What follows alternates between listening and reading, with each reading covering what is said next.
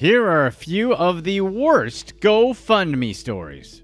Number 9. Victoria Morrison. She used a GoFundMe campaign to raise money for her terminally ill 10-year-old son. However, her son was just fine. According to the local media, Victoria Morrison even faked her son's death with a memorial service. How did she manage to do this if her son was very much alive? Well, she made it her mission to convince the little boy he had leukemia and that he was dying. She used fake medical documents that fooled the boy, his school, their friends and family, and the general public. According to Morrison, her baby had a bucket list of things to do before he died. They obtained a helicopter ride, multiple gift cards, and cash. Things got serious a month later when she posted on social media that the boy was dead. But after her case went public and she managed to get $2,000 via GoFundMe, her scam ended. Victoria forgot to get one significant person in on the scam: the boy's father. A woman offered her condolences to the father, who in turn said the boy was fine. That woman contacted the local sheriff's office and told them what she knew.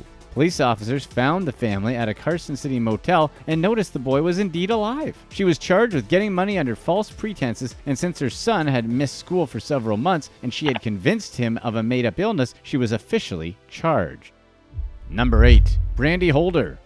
Barry Sutton died while serving as a civilian contractor in Afghanistan. In his hometown of Rome, Georgia, hundreds of people paid their respects to his memory and his family. He had 3 daughters. While paying tribute to his work and life, a family friend named Brandy Holder came up with a lovely idea. She would organize a hunting trip in his memory with his 3 daughters. The Sutton family loved hunting together, so the idea made plenty of sense. She used a GoFundMe page to raise awareness for the event, going as far as posting pictures of Sutton and his daughters with rifles in the American flag. Donations started pouring in. Overall, the campaign raised $4,800 in donations from close relatives, friends, and the community. But things went sour when Sutton's ex-wife started asking about the event. It seems Holder, who was the only person in charge of the campaign, had withdrawn the money from the account. She didn't expect anyone to notice she had stolen the money, even though the whole town showed up to pay their respects. Authorities aren't clear on what happened with the $4,800 that Holder took out of the account. Holder ended up giving Sutton's family a mere $400. This after she stopped answering their calls. Holder finally faced justice and pleaded guilty to theft. She spent 2 years in jail and 8 more on probation.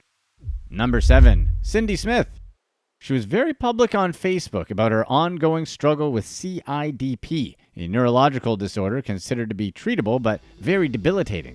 Once the news of her illness broke, Cindy disappeared briefly from social media. Close relatives took over her page and started a special group to help save Cindy's life. It was almost as if she had created a very affectionate following that was interested in her story. Through this group, they informed people of how Cindy's condition was getting worse and decided to create a GoFundMe campaign with a goal of $1.6 million to undergo a $500,000 experimental treatment. According to the group, she had lost her vision and the nerves in her brain were severely affected. The people around were so passionate that at one point, one of her closest friends sold his home to donate money to Cindy's cause. She kept out of the public eye because her immune system was compromised. She couldn't have any visitors. People were willing to take Cindy, her friends, and her family for their word. As details on her condition lessened, people grew suspicious, especially after a garage sale to raise funds was abruptly canceled. A local reporter conducted interviews with Cindy's sister and best friend and noticed there weren't any precise details about her condition. How could they know so little? A colleague contacted the police,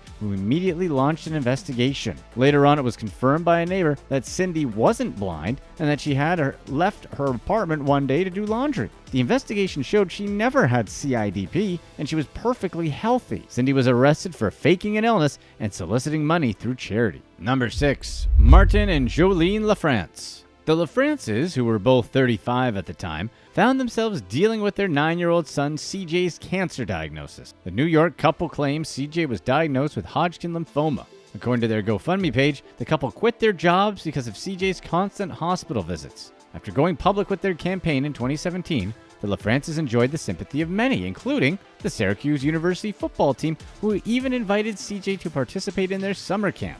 CJ played with the athletes and spent a whole afternoon in their practice session. He even went home with a football signed by the team. But of course, surprise, CJ did not have cancer. After this and more, their GoFundMe campaign managed to score $3,334 in donations. But it would all come to a dramatic end in 2018. A close relative of the LaFrancis contacted the police with suspicions about the boy's condition. An investigation revealed the boy never received cancer diagnosis. Every awful disease his parents claimed he had was a total lie. Number 5. Jordan Fogg.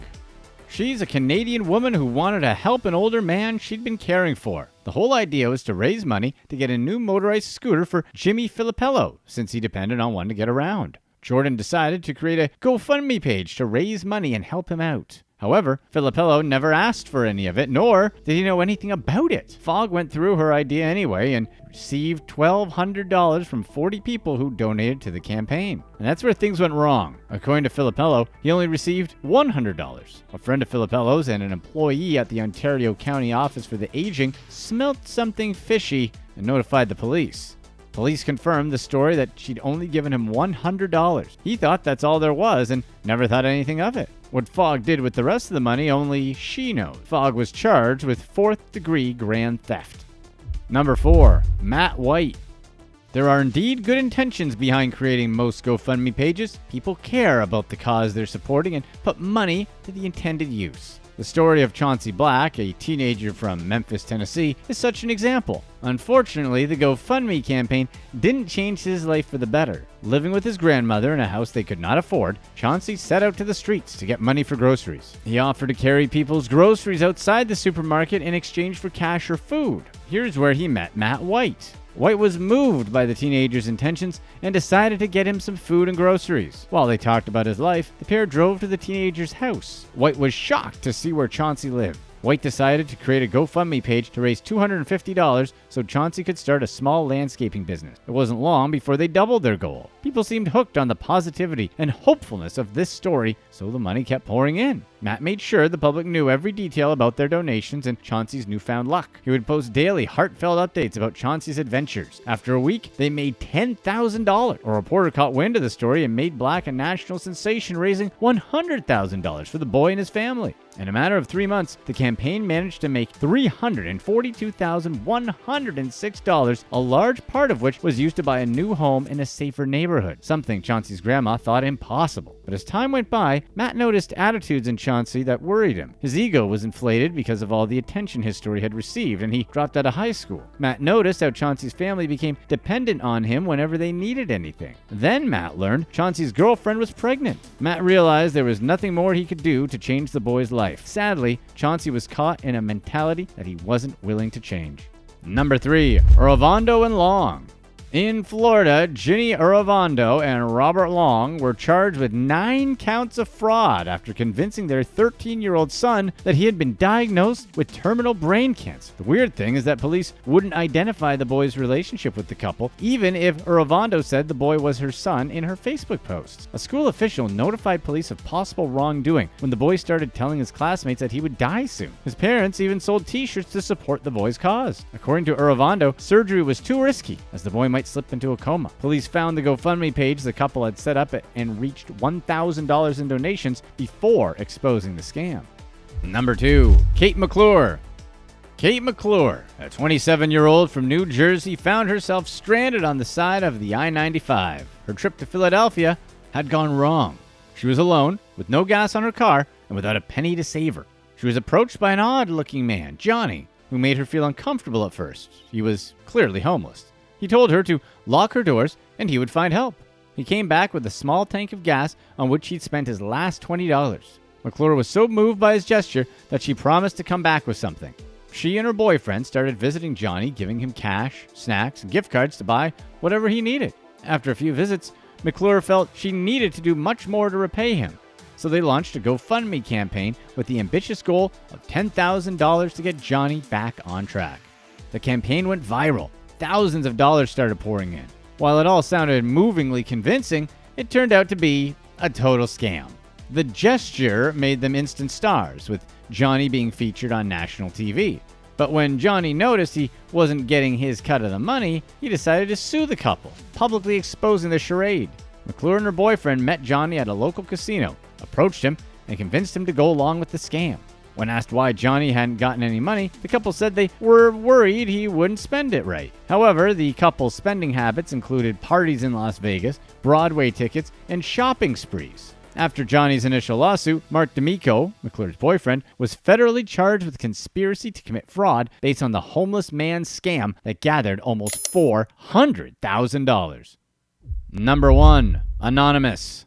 Jared Aguilar from Arizona woke up dead on Christmas morning. A Facebook post said that he had tragically died on Christmas morning, and 15 people shared the sad news with the rest of the world. Attached to the post was a link to a GoFundMe page asking for a $5,000 goal to help bury him. Of course, Jared was very much alive. His brother broke the news to him, and confusion took over. Jared received multiple calls and text messages from people he hadn't seen in years. An unknown scammer had decided to find a way to make some money using Jared's identity. Jared took things very lightly and even joked about the Facebook post, much to the surprise of his friends. Fortunately, Facebook deleted the post before anyone donated any money. Jared wasn't interested in pressing any charges since he didn't care. Being dead was just a funny moment for him, and his mom hadn't seen the post before Jared had a chance to explain what happened. Click here to watch one of these next videos.